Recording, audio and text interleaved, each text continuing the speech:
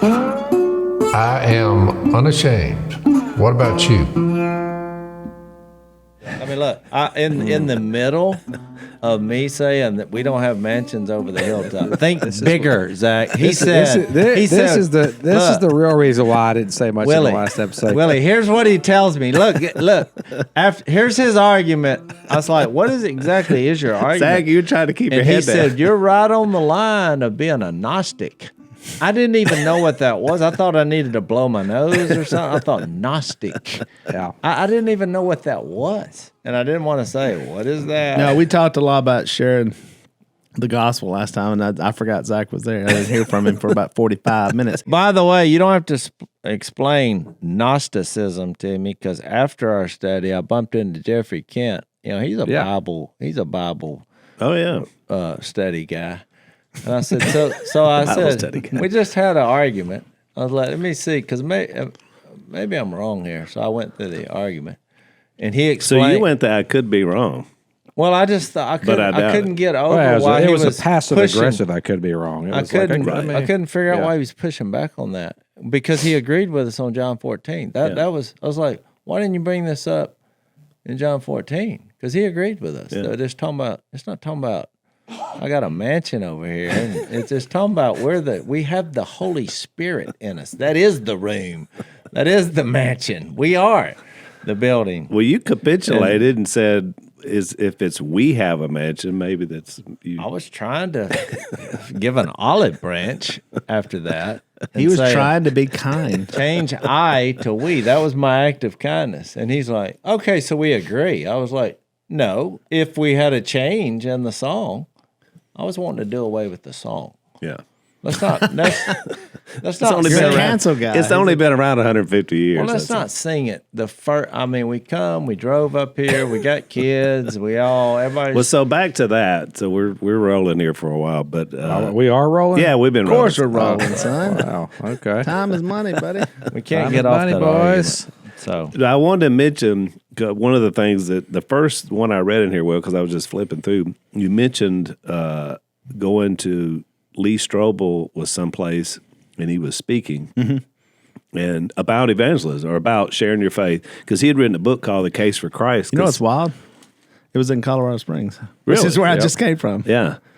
It's wild. I just think that's wild that like as you read the book of Acts, and it's like these places, and I mean all through the Bible, but it's like there's a place here and a place, where like when Jesus said, "Hey, you guys you're gonna preach it in Samaria, you're gonna go," and I'm sure at the time they were like, "I ain't going there," yeah, like, ugh. And then ultimately that's what happened. Right. Stephen gets killed. Here goes Philip. Where did they go? It's exactly back to Acts 1. It's where they ended up. But going. The interesting thing about Lee is that he was an agnostic, really an atheist. Yeah. And so he set out to disprove the Bible. That's what got him kind of into it, because he was an investigative journalist. Yeah. And he was an ex-cop too. And I didn't know who he was, so if you don't know who he is, that's fine, because I didn't either. Yeah. Because I was there. Actually, Zach wrote me into to speaking at this thing.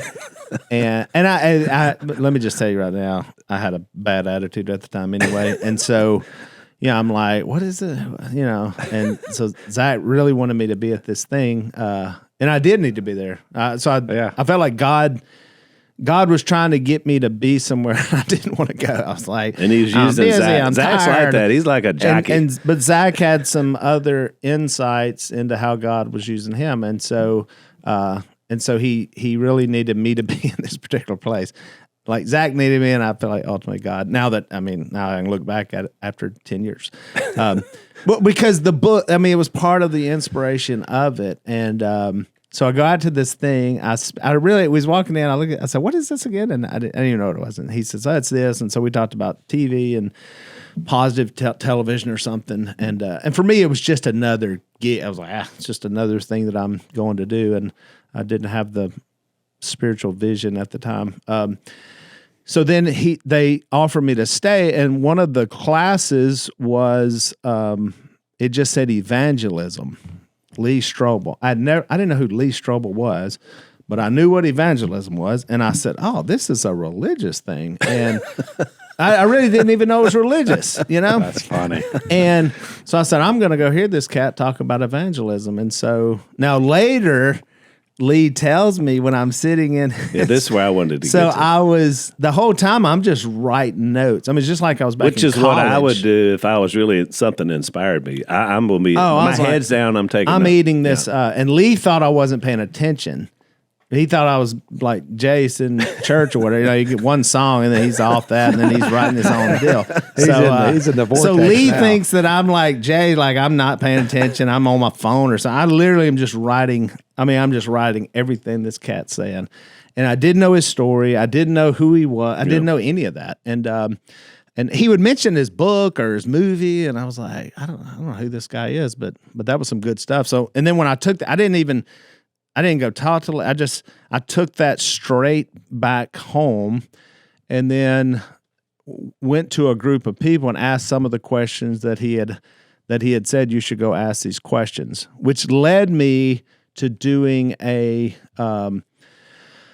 Bible study for, Because you started that right after right, this, what we right? called First Step. And Yeah. so, because he and Lee was talking at the time, like, there's no ministry for evangelism or ministry, if you don't like that word or know that word. There's no, well, it's funny. That's a funny word, because when I came home and said it, a man came up to me who lives in this town, and he said, Willie, you keep saying this word, evangelism.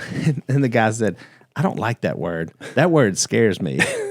And I went, really? And I didn't realize for him it had a negative connotation. And so what we did was in that camp. it was a first.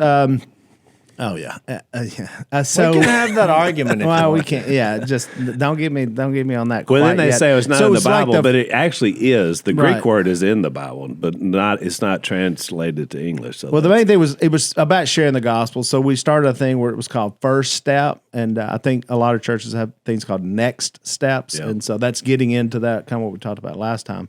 So, but what is that first step? So, and the problem I had was that there was right at the end of the sermon, and this is pretty much everywhere I go. It's the same.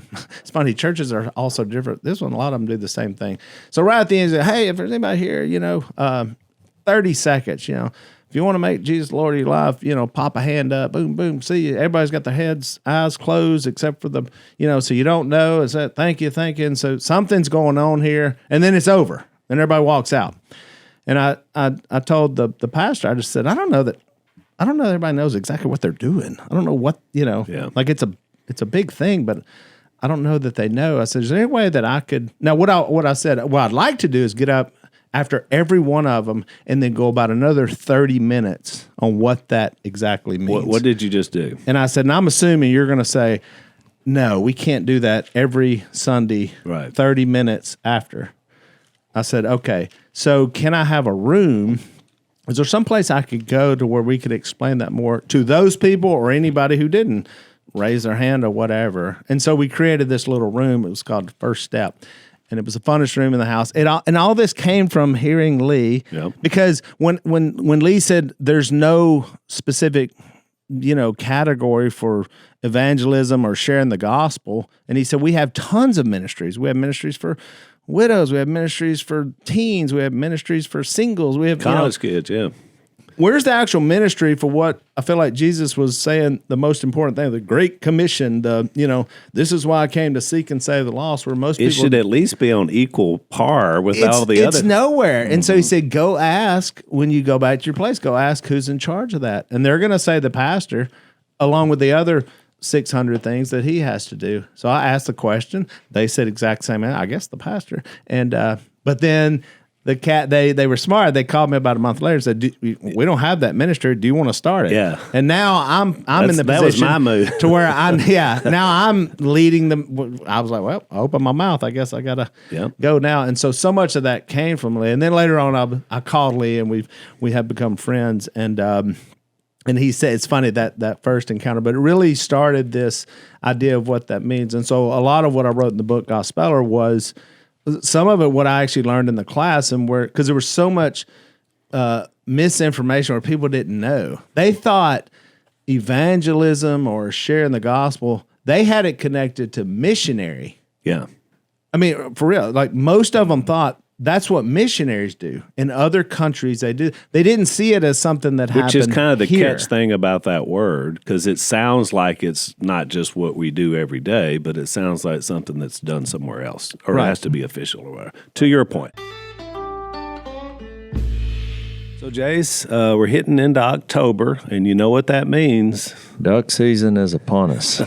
You already had a little experience with a little teal season. We had teal season, and now we're getting ready for big duck season. So fall in the South is always something special because it is hunting season, and duck season is part of that rhythm for the Robertson family. Time to slow down, time to enjoy the creation, and we want to pass that on as well. So whether you hunt or not, if you love the outdoors and you want to protect it for your kids and grandkids, a duck stamp is worth getting. For hunters, it is mandatory, but you can also just get a stamp and help contribute to the habitat for future generations. Yeah, it's a great win-win situation. So whether you hunt or not, you can be a part of this. Duckstamp.com/unashamed is where you go to grab yours today. Digital or physical, they got both at duckstamp.com/unashamed. It's easy and it makes a difference. If you care about conservation, about faith, and about family, this one's for you. Duckstamp.com/unashamed. Well, because my point is, okay, I just looked it up. The word evangelist is mentioned 3 times in the New Testament. Right. But one of the times is in Ephesians 4. Remember where he says it was in the church. Yeah. He gave some to be prophets, Right. teachers, some to be evangelists. Right. The word evangelism is just a word that we said Right. that means preaching the gospel. But I was looking at the word like, well, that would be something that only an evangelist could do, Right. technically. Which And is look, kind of what has happened. you're going to love this story. You know where I first got into this argument? You remember at Whites Ferry Road, Mike Kellett was the youth director, and every year they had a teen seminar, and the name of it was YES, Youth Evangelism Seminar. So I pulled old Kellett off to the side. I've been studying, and I said, I think we need another word for E there. And he's like, what, evangelism? We're trying to get people to preach the gospel. And I said, well, we don't want to give the impression that you have to be an evangelist to perform evangelism, because everyone should be representing Jesus. Yeah. Should be sharing Jesus, have conversations. I had that as more of a Jesus style. Yeah. As the Father sent me, I'm sending you. But that prayer is then all the believers we represent. We're light and salt. Yeah. Which, when you think about those metaphors, by us having the Spirit and proclaiming Jesus, we're changing the environments, which is what salt and light does. Right. In whatever environment we're in, we have conversations. Yeah. That's what we do. So that's where that kind of argument came from. It's like, well, we're not talking about just what missionaries do. We're talking about sharing Jesus, because there is a difference. Because even the second time it's used to Timothy, remember when Paul told Timothy, he said, do the work of an evangelist. 2 Timothy 4 and verse 5. He had just said, remember, preach the word. And so that's a preacher is what I'm getting at. What your book is about is more, and I like that word, gospeler. You're having conversations. You're asking questions. I mean, I've said many times, I start most conversations in an airplane or whatever revolving around, how did we get on the planet? Or do you believe in God? What are we doing here? What is the purpose of life? You know, what happens next? What happens when we die?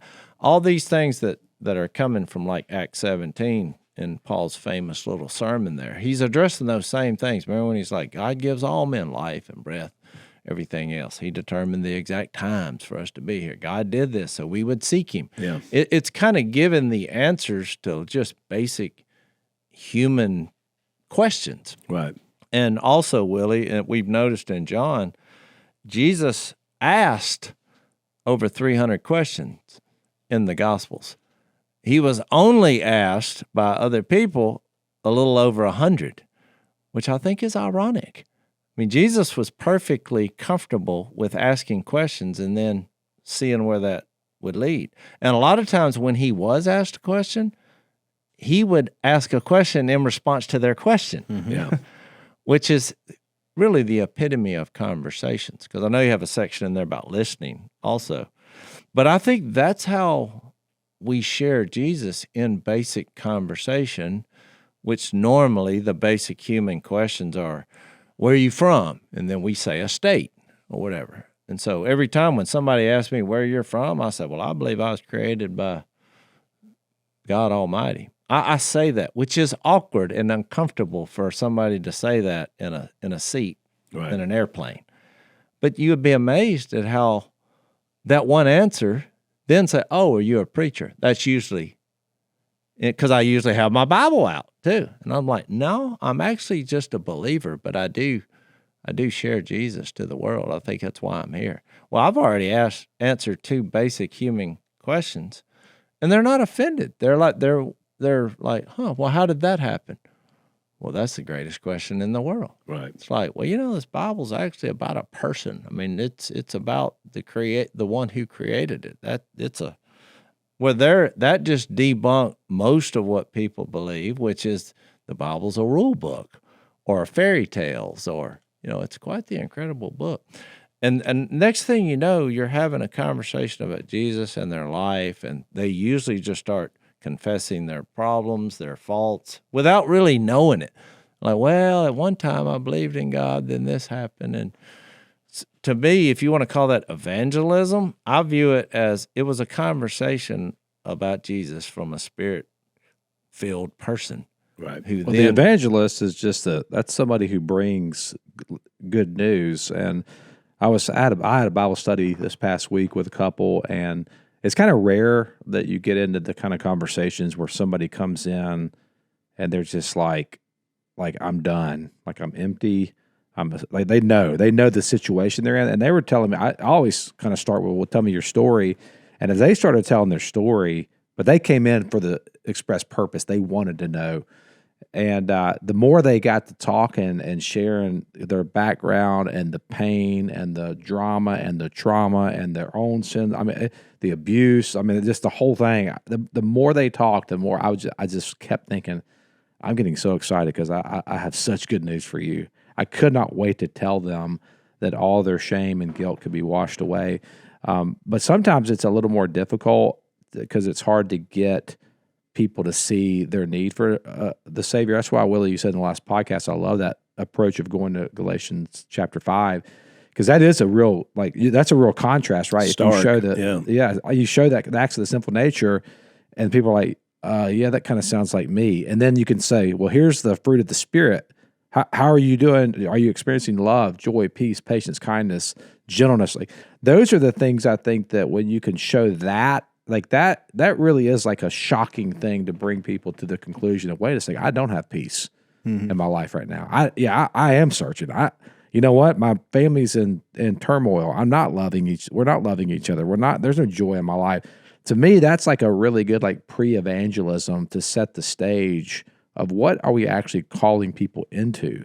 Well, right. And because ultimately it's the fruit of the Spirit, right? Well, because what you're doing is, I think, coming from John, in his prayers, 17 times he mentions world, and we're not from the world, we're not of the world, but we're in the world. I'm going to send you in the world. Jesus was constantly saying that, but by doing that, he was saying there's 2 camps, there's 2 worlds.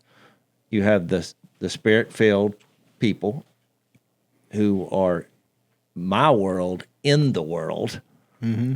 And even the Galatians 5 is the same thing. Yeah. You're seeing 2 camps. And so a human being who's not familiar with the Bible, they're indirectly thinking, well, which camp are you in? Because it's pretty easy to figure that out once you read the 2 lists. Yeah. Is your life characterized by the acts of the sinful nature, sexual immorality, which are obvious, purity, fat? Well, most people are reading that thinking, me. But the fruit of the Spirit is love, joy, peace, and most of those words, if you're in the wrong camp, you're not using those words like God is using those words. You're thinking, oh, I love so-and-so, or, I love the New Orleans Saints. We're using love in a way that's from the wrong camp, is my point. Yeah. I mean, true love, sacrifice, being unselfish, those kind of things. And what's the difference in being happy in this world and then being joyous in Christ? Big difference. Right. But they don't really know that. But you're still, I think, drawing the line of there's two camps. Which one are you in? Yeah. Look at what this has to offer. Look at what this. Look at the rewards. And to your point earlier, Will, you said, talking about how just being in church or in a church, you can still miss what's the whole picture. And I think it's when you see that in John 13, when Jesus washes the disciples' feet, they're all 12 there, including Judas. And then that's the dividing point for him. Remember, it says right after that he leaves because Jesus said, one of you is going to betray me. And it said Satan entered him, and then he just walks out of the room. So he missed the whole part about the Holy Spirit, which was the next discussion, and the prayer in John 17. So he was so near the whole situation, but then he wasn't because he had made his... Think about it practically. How many people... There's 4 men here who have shared the gospel with a lot of people. How many times have you seen someone give a religious experience, then throughout the study, they read stuff like Galatians 5, and they're like, even though I had this religious experience, my life has looked like camp number 1, which is of the evil one. Yeah. And then they're saying, well, maybe I didn't understand. I mean, I would say half of all the studies that I've had. Yeah, a lot of them. People had a religious experience. And a lot of times a bad one that then turned them south even more. But never manifested the fruit of the Spirit. Exactly. So, Zach, I've had some issues with figuring out how to cancel subscriptions. I'm not the most technical person, and I've got a bigger problem in that I have a lot of people in my compound that are opening up different things on my devices. So I don't know how to cancel, where to start. Help me, Zach. Help me. Yep, you got to go to Rocket Money. Rocket Money is a personal finance app that helps you find and cancel your unwanted subscriptions. Sometimes it's hard just to cancel them, even if you know you have them. With Rocket Money, these guys can help you out. And also, they monitor your spending. They help you lower your bills so that you can grow your savings. I've been using the Rocket Money app, and it's helped me find several of my unwanted subscriptions. And the ones that I want to cancel, if I can't figure out how to do it, I just get Rocket Money to do it. I can see all my subscriptions in one place, including the ones that I forgot about. And if I see something I don't want, Rocket Money can help me cancel it. And Rocket Money's dashboard gives me a clear view of my personal expenses across all my accounts, and I can create a personalized budget to help keep my spending on track. And I also get alerts if my bills increase in price or if there's any kind of unusual spending activity. Plus, their new goals feature automatically saves money for me. Rocket Money will even try to negotiate lower bills for you. They'll deal with the customer service teams so that you don't have to. Rocket Money's 5 million members have saved a total of $500 million in canceled subscriptions alone, with members saving up to $740 a year when they use all of the app's premium features. So cancel your unwanted subscriptions and reach your financial goals faster with Rocket Money. Go to rocketmoney.com/unashamed today. That's rocketmoney.com/unashamed. rocketmoney.com/unashamed. So then they're like, well, we have a problem. Of course, I'm putting it on them. I'm like, well, you're the one got to figure out where that went off the rails. But all of a sudden, it's disarmed whatever theology they claim to have. It's like, well, my life does not look like this. Yeah. So why is that? Right. And I think that's a conversation that's awkward, but... And you can't just be missing something as well. Maybe, maybe they're somebody that's, you can be a believer.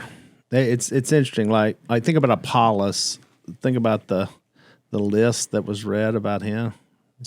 Knew the word, spoke for. This guy was but he didn't understand. Oh, no, he didn't understand. Acts 18. Acts 18. Yeah. He didn't understand that. Well, then who sets him straight on it? Wasn't even Paul. Priscilla and Aquila. Yeah. Now, these are two that he had just bumped into, because I love the other names, because you start seeing how other people work, and that's so, worth a read, though. It's 1824. Look, it said he was a learned man.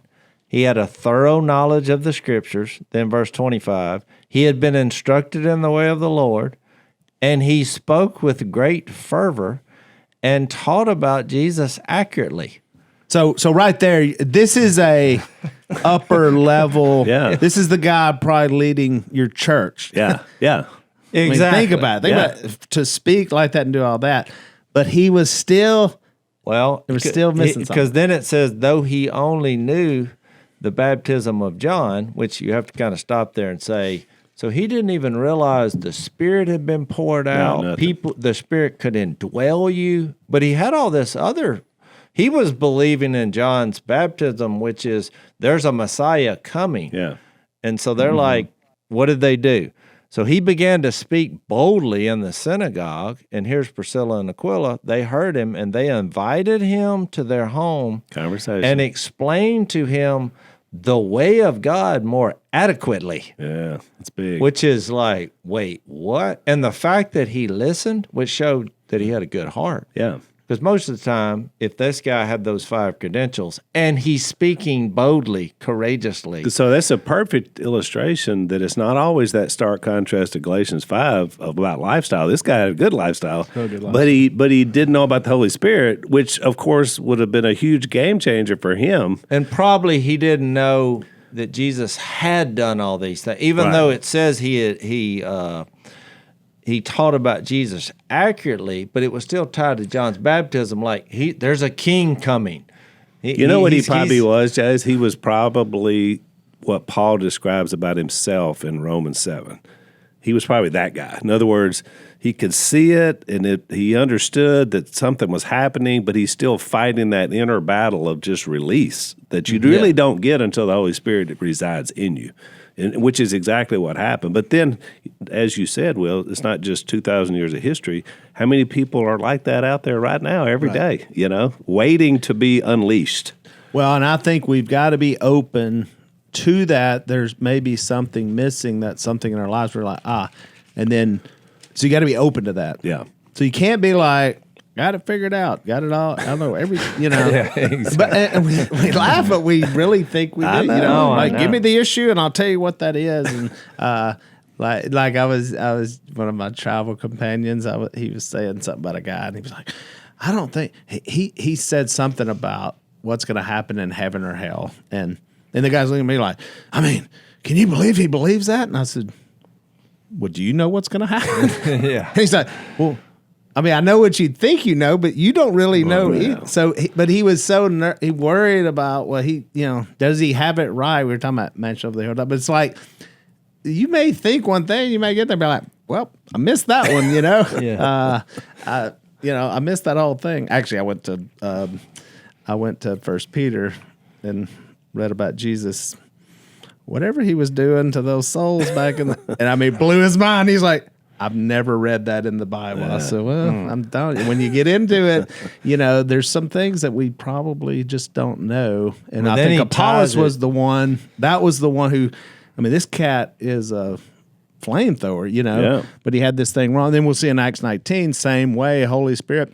And they were baptized again. That was this rebaptism, which I love that it's in there. Because when we're talking about people's experiences, when I'm talking to somebody and they're like, well, I was 6 years old and I got baptized. And generally what I do, I was out at some camp, and usually what I just say is, well, how's it been since then? Yeah. Yeah. How's life been since that happened? And then you can, most of the time, it's terrible. It's like, well, then I got on drugs, and then I did this, then I had the same And it's this conversation. whole thing where you're tying that to a lot of people are tying that to something. You that entitled it happened. in the devotional day, You Don't Need a Bath. Yeah. Yeah, that was the title, which was good. Which actually came, That's what Peter says, Yeah, right? It's that's what he it's not- says. Not the removal of dirt from the flesh, but an appeal to God for a good conscience, which I think to me, that's the biggest thing, though, especially when it comes to like coming to faith or getting baptized.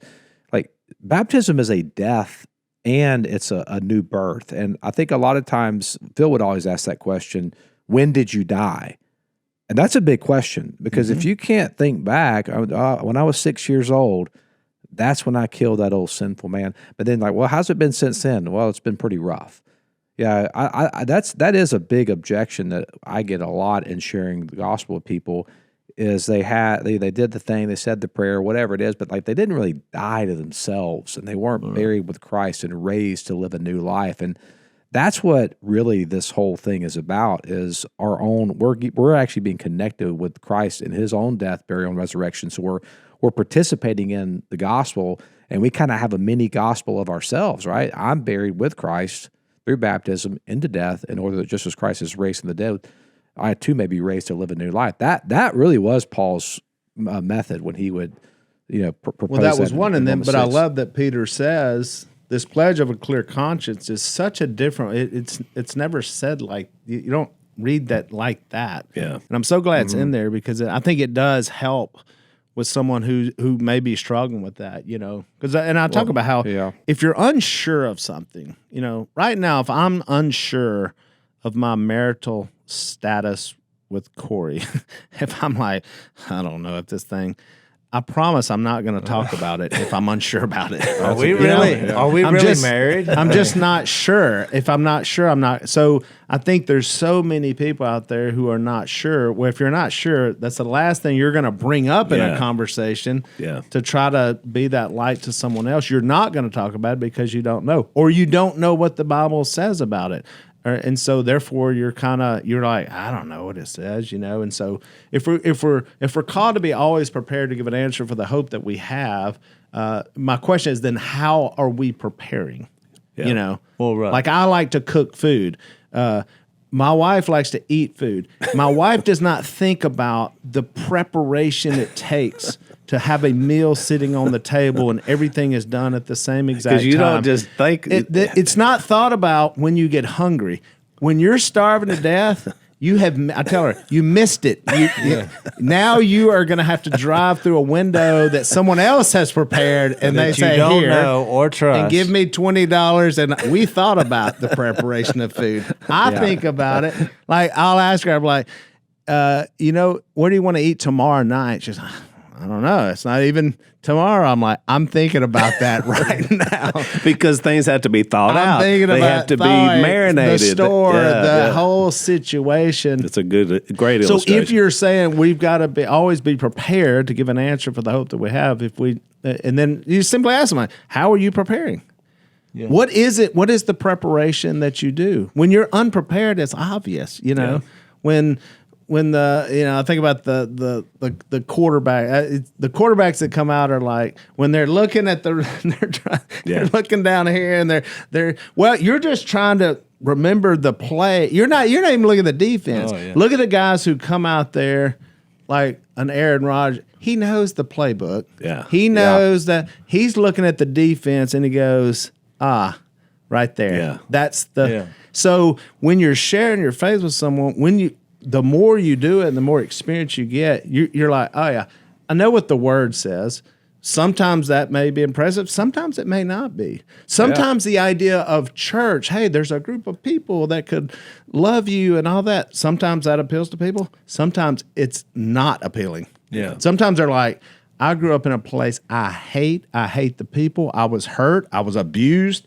So when you start talking about, seems like a good thing, they're like, not a good thing for me. Yeah. You're like, uh-oh. So you can't, that's why it changes. That's why Jesus was asking a lot of questions, because you don't know where it is. Even physical death, some people, you may be like, you're going to die. That may scare some people. It may not scare other people.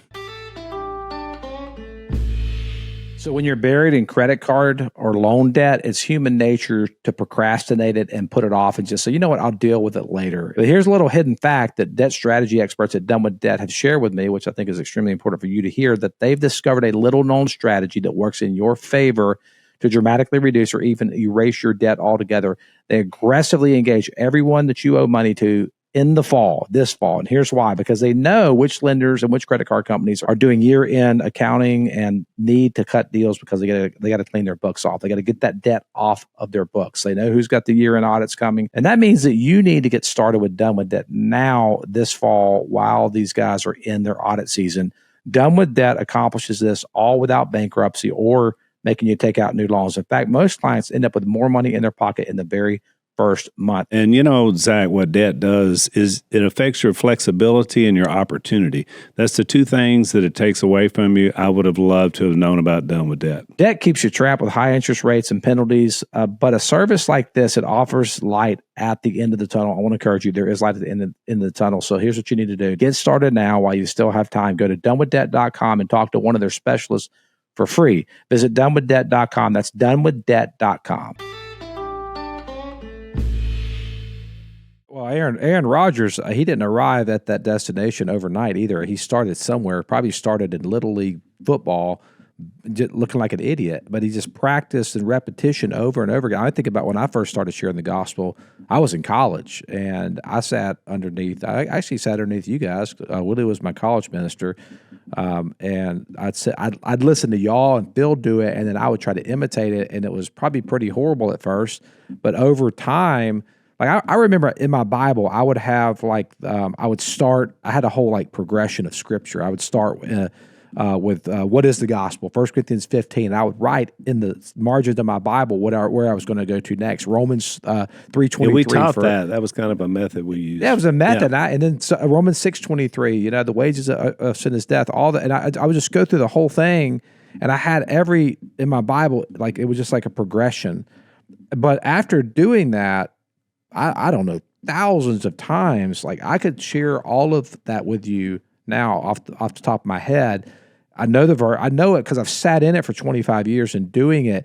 And over time, what's happened is, and I can't wait to see what it's going to be like in another 20 years, but being able to pivot and like you said, Willie, and being able to sense that, and also knowing that there may not be a action in that moment, and that's not really for me to determine when someone's going to respond to the call of Christ. I mean, when my mom took Bill Smith into that bar, that night did not end in success. That actually, the night, if you would have witnessed it, which you could see in the movie, it looked like failure. I mean, Phil wanted to fight Bill Smith. I mean, that was that's not this was a successful evangelistic moment. But in God's economy, we look back now, 50 years later, and we're doing a podcast, to your point, Willie, that we would not be doing had that encounter not happened. So what looked like failure in the moment, now we're saying, it was very successful. But you wouldn't known it in the moment. And this is one piece of what we're doing right now is one small piece. Think of all the other pieces. I mean, people, and I mean, there's so much that has come out of what happened right there. And if not, we may all be lost. We may all be worldly. We may all hate each other. Kind of back that acts of the sinful nature. Our lives may look completely different. Because we'd have come from a broken home. Yeah. And who knows what? But the way God does things, and He's like, And so you do take that, and it builds. And the stuff that, like when we were together, when you were in college, and it may not look like a lot of stuff, but there was stuff getting poured into people, and some of the stuff, honestly, Zach, you'll never know. I did a podcast a couple of days ago with Ed Millett, and he shared the stories, and he was like, I talked to this guy, and he was bawling, crying in, I don't know what state he was in, and he said, I just want you, can you please tell Willie Robertson, he took a picture with me at this event. I was going to take my life that day, but something he said in this connection we had, I didn't, and he's still alive. I never would have known that. Yeah. I'd have thought, I don't know, somebody took a picture of me. That happens a lot. But man, so you don't know what God, so even when you were saying you may have been off at it, because it's not for you, it's what you're doing to share, And speaking of Aaron Rodgers, he sat under Brett Favre and didn't even play as he learned. Yeah. And then when he gets his spot, and now he's such to the point where he really can't even run, but he's so valuable. You can't even run, but he's like, we need him so badly, because of the experience he has or whatever. And so that's the way I think about it in the church. And I think we can all be prepared. I do think there's different roles. And I go back and forth with this because I want everybody to be out there sharing it. But it's a big church, it's a big body, and there are I think there's and I giftedness think of that's- evangelist, Yeah. of now teaching, people and travel around and being able to do that. And not everybody will that's- be that skilled. I think that's part of Paul's point, Ephesians 4. Some people are better at this than other people just because of the nature. Some people are conversation. I think everybody, here's what you put in the book, Will. This is day 3. About all of us being ambassadors. I think that's a great way to look at it. 2 Corinthians 5:20, and that's all of us, right? The ministry of reconciliation. We're all a part of that. But there's no doubt that some people are going to be a little more gifted to do something kingdom wise than somebody else. I think about Strobel because he had that impact on you. But Strobel is a great apologist too. I mean, because of the way his mind works, he wrote several books. I mean, he's right there in Zach's vein of being able to talk about these things in a whole different way, but he's never lost this simplicity of being led to Christ. And that's where we all have to be. It's so weird y'all keep bringing him up because when I looked up that 1 Peter 3:15, the word for when it says to give an answer, Zach, you'll like this. Let's see if I can pronounce it. Apologia. Apologia. Or jihad. I was no, That it sound said like- that sound like pronouncing. It has a apologia. To defend. To defend. But what's fascinating, so that's in 1 Peter 3:15, which then he goes to 1 Peter 3 about where you brought up Jesus going back in his burial and preaching to the spirits from the Died in the days of Noah. Noah, because the celestial world had contributed to the earth having to be flooded.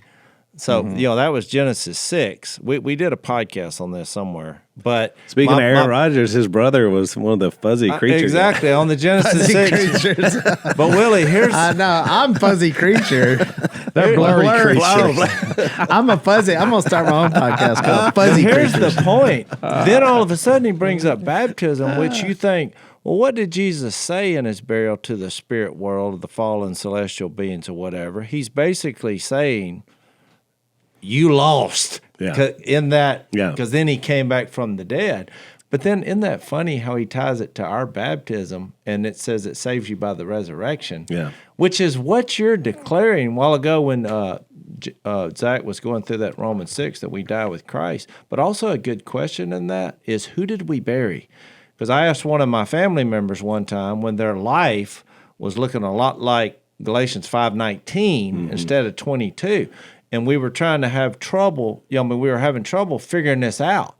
And I asked that question, which was the first time brought tears, because I asked, who did we bury? Because you're not looking like the new self. But that question was really a moment because it was a good question. Who did we bury? Well, where's the new person at? And so, which led to, maybe I'm fooling myself. But I brought that up just to say, when I looked up that word, say it again, Zach, apologia. Apologia. So it's also used in Philippians 1 and 2 Timothy 4:16 about this in defense, but it's not kind of what you're thinking. It's more practical when Paul said, I have a point to this, but I feel like y'all keep bringing up Lee Strobel, so I have to read this. So I want to read these two times that Paul uses it in Philippians. In verse 7, it says, it is right for me, this is Philippians 1:7, to feel this way about all of you, since I have you in my heart. For whether I'm in chains or defending and confirming the gospel, all of you sharing God's grace with me. And the reason I'm reading this, and he uses the same word in verse 16, which it says, the latter, well, let me read 15. It is true that some preach Christ out of envy and rivalry. This is kind of what got my attention. But others out of goodwill. The latter do so in love, which is telling you how we should be sharing the gospel. Love should be the motivation. Yep. And then he says, the latter do so in love, knowing that I am put here for the defense, there's that apologia, of the gospel. So Zach, we're living in a time where truth sometimes can feel a little bit dangerous, and silence kind of comes at a cost, right? When you're speaking up on, especially on behalf of the unborn. Yeah, absolutely. We've got to speak up for those who can't speak for themselves. So I want to tell you a story about a girl named Victoria. Victoria was scared. She was confused. She was desperate when she walked into Planned Parenthood. She was handed an abortion pill, but almost immediately, she knew she had made a tragic mistake. The weight of regret was so crushing that she thought about even ending her own life. By God's grace, she reached out for help, and that search led her to a preborn network clinic where truth broke through. There, a loving staff gave her immediate care and helped her save not just her baby's life, but her own life. It's a culture drowning in lies, but truth is what saves.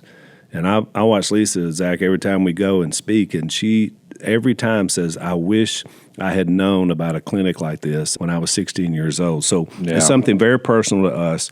This is why truth matters now more than ever, because when a mother hears it, lives are saved. Just $28 provides that truth through a free ultrasound.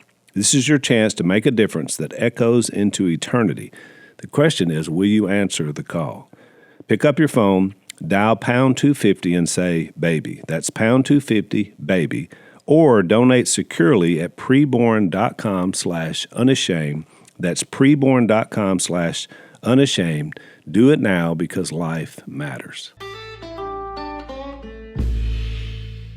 He goes through, famously in Philippians 2, talking about we should be united in spirit, do nothing out of selfish ambition, and then we should have the attitude of Christ. Remember that famous verse? And then when he gets to verse 19, he gives two illustrations of people who are gospeling and gets back to this, as the Father sent me, I'm sending you. This is what led me to this verse. He first brings up Timothy, and look in 2:19, it says, I hope in the Lord Jesus to send Timothy to you, that I also may be cheered when I receive news about you. I have no one else like him who takes a genuine interest in your welfare, which goes back to this love. He's like, I'm going to send this guy. For everyone looks out for his own interests, not those of Jesus Christ, which is what causes us not to share Jesus, because we're looking after our own interests. But you know that Timothy has proved himself, because as a son with his father, he has served me in the work of the gospel. There's another key ingredient. You got to be willing to serve. And so then he brings up Epaphroditus. But watch, he said, I think it's necessary to send back to you Epaphroditus. I mean, Paul's like, I'm defending the gospel. I'm trying to do it in love, and I'm just sending you people. And look how he's described. He's our fellow worker and soldier. And the reason I'm bringing all this up, I think all these ingredients on how they're being described are the qualities that we need and the view of how we should be viewing this on getting Jesus out. But it's work. He's now said a fellow soldier who is also your messenger, which is another way to describe it, whom you sent to take care of my needs. For he longs for all of you in his distress, because you heard he was ill. Indeed, he was ill and almost died, but God had mercy on him, and not on him, but also on me, to spare me sorrow upon sorrow. And I want to just finish this because I think it's great. Therefore, I am all the more eager to send him, so that when you see him again, you may be glad, and I may have less anxiety. Welcome him in the Lord with great joy, and honor men like him, because he almost died for the work of Christ, risking his life to make up for the help you could not give me. And the question I was going to ask is, you got to think, why do more Christians not share Jesus and are not living lives like this? And I think it's a worthy question, because I think part of it is fear. Because if part of it's ignorance, as Willie said. You don't know. Like, you're kind of looking at it from scriptures instead of a person, which really helped me overcome my fears of sharing. Because it's like, well, what if they ask me a question, I don't know where the scriptures are? I'm like, well, you wouldn't have a problem introducing your wife. I mean, you don't need a book. Yeah. you could describe the relationship. It's like, well, describe your relationship, with Jesus. You But don't I have thought, to show the marriage certificate. yeah. I mean, I'm married. Let's tell them about Jesus. So I've had so many conversations like that because people come to me and said, I want to share Jesus. I had a guy Sunday morning. He's like, well, how do I share Jesus? I was like, and you know what my answer was? I said, with your mouth. And he looked at me. I was like, just tell what he's done in your life. Don't overcomplicate this. And then he said, well, I don't know the verses. I'm like, well, that's on you. You need to do some study because this whole book's about Jesus. So just pick a spot, and But you can start. But you can start with the word of your testimony, because that's the Revelation 12 says that we overcome him by the power of the blood and the word of our testimony. So that is probably the best place to start, even if you don't know the scriptures yet. Which not saying you shouldn't learn them. You should learn them. We need to know the Bible, but just sharing the word of your own story is powerful for people, and maybe the most powerful thing is just what did Christ do for you? What is your life like now that you're with him? I mean, I love the idea. The blind, and Lee talks about that as well. Who did this? I don't know. His name is Jesus. I was blind, now I can see. That's all the dude knew. Oh, that's good. Well, that's it. Like he didn't know the John whole 9, yeah. theology, Yeah. nothing. Just that's where he started. And they were like, we're going to was- kick you out of the synagogue. Okay. Yeah. Well, it's like I could care less, man. This guy He just did it. Back to my conversation with this fella, and I might have been being too aggressive. I don't know. Because he said, well, I'm not following you. And I said, okay, just picture yourself. Let's say Jesus comes back in 5 minutes, and we all, let's say, literally stand before God, and you walk up in front of God, and he says, why are you here? Whatever you say is what you need to say to this person. He's like, why are you here? And I think you would tell the story of Jesus, saying, well, you sent Jesus, and he died for me, and he was raised, and I gave my life to him. And he's like, oh, okay. I was like, well, that's all I'm saying. You're thinking, I guess, there's got to be some kind of Bible school or memorization of scriptures. I'm like, it's a conversation with a person that's in the wrong camp, and you're like, here's how I got out of that camp in Jesus.